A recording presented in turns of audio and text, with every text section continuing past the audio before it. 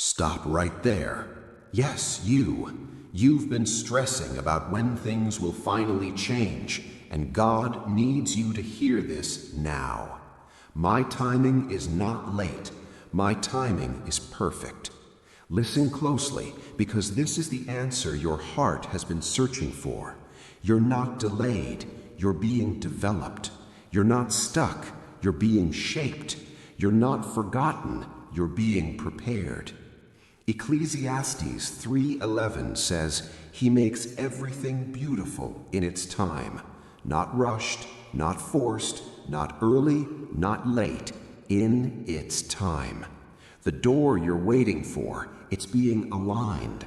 The blessing you're praying for, it's being arranged. The breakthrough you feel so close to, it's already written into your story. But God says, if I gave it too early, it would crush you. If I gave it too late, you'd lose hope. So I will give it at the moment it will grow you, protect you, and bless you the most. You don't have a timing problem. You have a trusting problem. And today, God is asking you to rest, to breathe, to let Him handle the clock. Because His timing has never failed, and it won't start with you.